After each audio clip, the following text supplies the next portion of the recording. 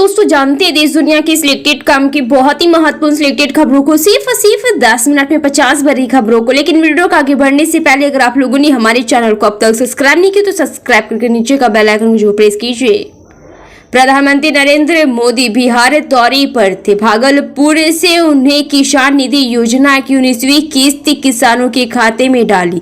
PM Modi ने अपने भाषण में जहां भारत सरकार और बिहार सरकार की उपलब्धियां बताई तो वहीं कांग्रेस और आरजेडी पर भी जमकर हमला किया। सीधे बैकग्राउंड नाम लिए लालू प्रसाद यादव पीएम मोदी के निशाने पर रहे तो बीच बीच में कांग्रेस पर भी खड़ी खोटी सुनाते रहे।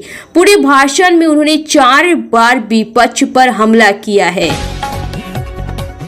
बिहार के भागलपुर में एक रैली को संबोधित करते हुए जहां इस साल विधानसभा चुनाव होने हैं, प्रधानमंत्री नरेंद्र मोदी ने कहा कि मखाना एक सुपर फूड है और देश भर के लोगों के नाश्ते का एक महत्वपूर्ण हिस्सा है।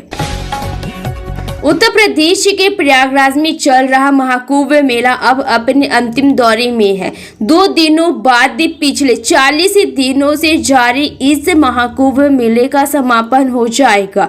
वहीं इस बार महाकुंभ मेले में रिकॉर्ड संख्या में श्रद्धालुओं की स्नान किया है। उत्तर प्रदेश सरकार के माने तो इस बार महाकुंभ में 60 करोड़ से भी ज्यादा लोगों ने स्नान किया है। वहीं उत्तर प्रदेश विधानसभा में महाकुंभ पर बोलते हुए मुख्यमंत्री योगी आदित्यनाथ ने बड़ा बयान दिया है। उन्होंने विपक्षी नेताओं को जमकर घेरा।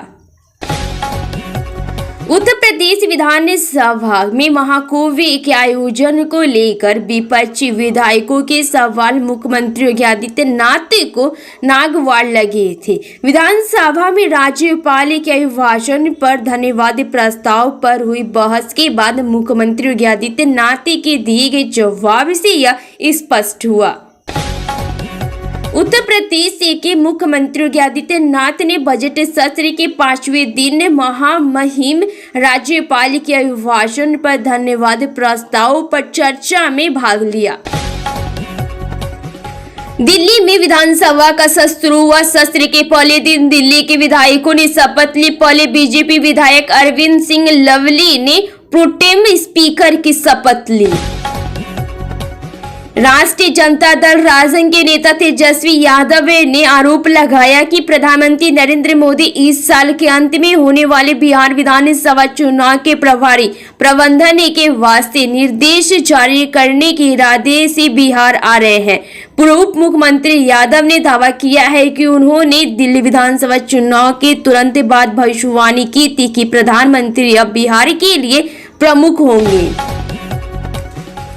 उत्तर प्रदेश के मुख्यमंत्री योगी आदित्यनाथ ने समाजवादी पार्टी सपा पर हमला करते हुए कहा कि उन्हीं के शासन काल में तत्कालीन मुख्यमंत्री के पास कुंभ की समीक्षा करने का समय नहीं था और एक गैर सनातनी को इसका प्रभारी बनाया गया था।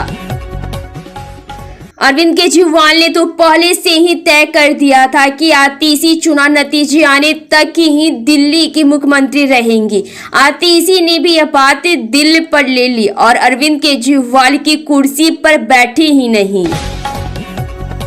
पीएम मोदी बिहार के भागलपुर दौरे पर आए जहां एनडीए की कार्यकर्ताओं ने उनका भव्य स्वागत किया। इस दौरे को लेकर देश के किसान बेसब्री से इंतजार कर रहे थे।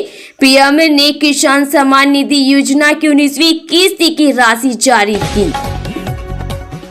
बिहार के मुख्यमंत्री नीतीश कुमार ने इस बार न केवल यह साफ किया है कि प्रधानमंत्री नरेंद्र मोदी के साथ रहेंगे बल्कि यह भी कह दिया है कि देश में अब कहीं भी इनके ही नेतृत्व में विकास होगा। उत्तर प्रदेश के मुख्यमंत्री योगी आदित्यनाथ ने प्रदेश के बजट सत्र में राज्यपाल के भाषण पर सदन को संबोधित किया। इस दौरान सीएम योगी ने नेता प्रतिपक्ष ममता प्रसाद पांडे पर तंज कसते हुए कहा कि मुझे खुशी है कि आप समाजवादी से सनातनी हो गए हैं। कांग्रेस महासचिव एवं वायनाड की सांसद प्रियंका गांधी वाड्रा ने प्रधानमंत्री नरेंद्र मोदी को पत्र लिखकर वायनाड भूस्खलन पीड़ितों के लिए केंद्र सरकार के राहत पैकेज पर चिंता जताई है।